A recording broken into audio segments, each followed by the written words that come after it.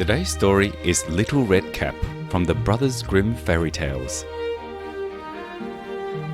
Once upon a time, there was a dear little girl who was loved by everyone who looked at her, but most of all by her grandmother, and there was nothing that she would not have given to the child.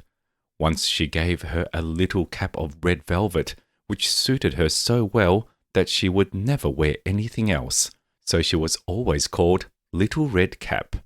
One day, her mother said to her, "Come, Little Red Cap, here is a piece of cake and a bottle of wine.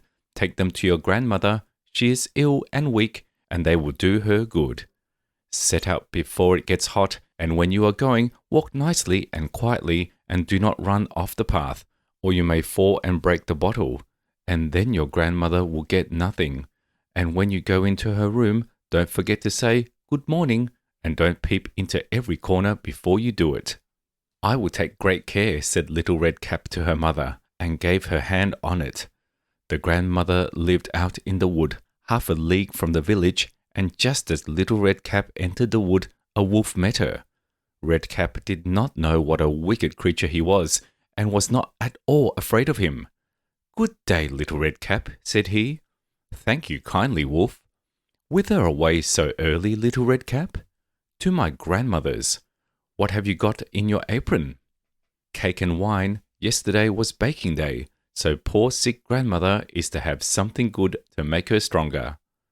"Where does your grandmother live, Little Red Cap?" "A good quarter of a league farther on in the wood. Her house stands under the 3 large oak trees. The nut trees are just below. You surely must know it," replied Little Red Cap. The wolf thought to himself, "What a tender young creature! What a nice plump mouthful! She will be better to eat than the old woman. I must act craftily so as to catch both." So he walked for a short time by the side of Little Red Cap, and then he said, "See, Little Red Cap, how pretty the flowers are about here. Why do you not look around? I believe, too, that you do not hear how sweetly the little birds are singing. You walk gravely along as if you were going to school, while everything else out here in the wood is merry." Little Red Cap raised her eyes, and when she saw the sunbeams dancing here and there through the trees, and pretty flowers growing everywhere, she thought, "Suppose I take grandmother a fresh nosegay. That would please her too. It is so early in the day that I shall still get there in good time." And so she ran from the path into the wood to look for flowers. And whenever she had picked one, she fancied that she saw a little prettier one farther on, and ran after it, and so got deeper and deeper into the wood. Meanwhile, the wolf ran straight to the grandmother's house and knocked at the door. "Who is there?" "Little Red Cap," replied the wolf. "She is bringing cake and wine. Open the door." "Lift the latch," called out the grandmother. "I am too weak and cannot get up." The wolf lifted the latch, the door sprang open, and without saying a word he went straight to the grandmother's bed and devoured her. Then he put on her clothes, dressed himself in her cap, laid himself in bed, and drew the curtains.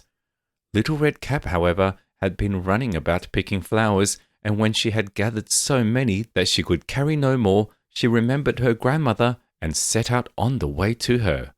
She was surprised to find the cottage door standing open, and when she went into the room, she had such a strange feeling that she said to herself, "Oh dear, how uneasy I feel today, and at other times I like being with grandmother so much."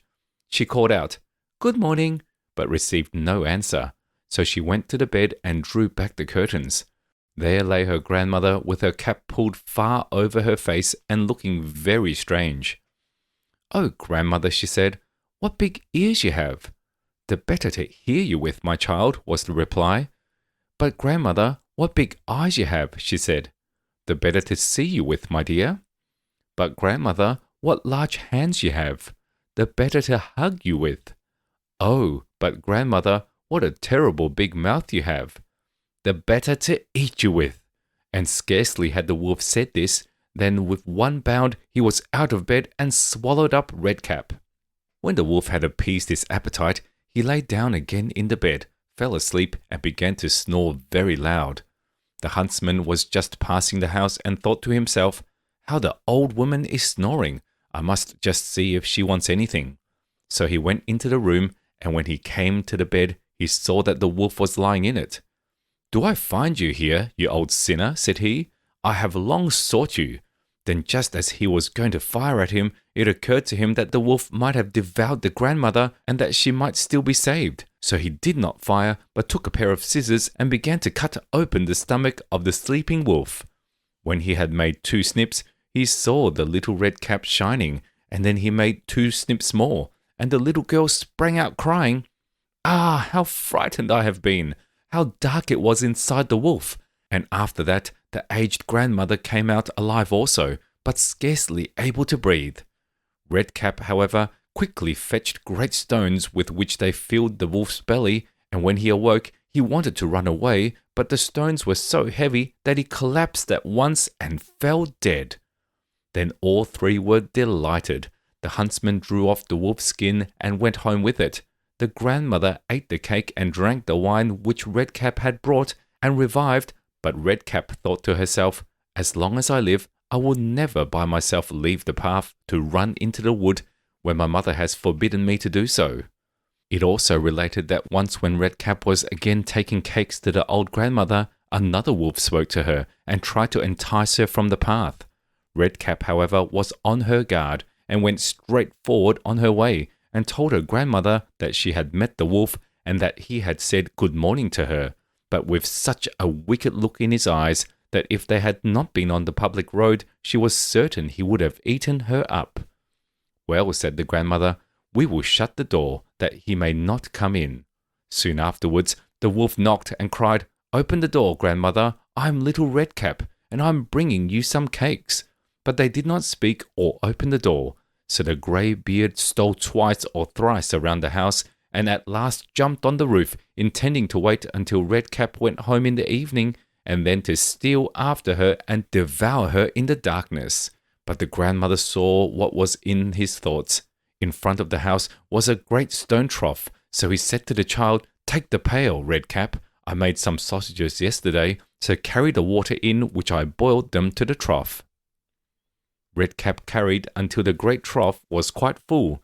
Then the smell of the sausages reached the wolf, and he sniffed and peeped down, and at last stretched out his neck so far that he could no longer keep his footing and began to slip, and slipped down from the roof straight into the great trough and was drowned.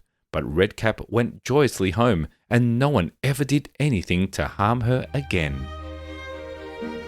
We hope you enjoyed the story. Subscribe for more. See you next time.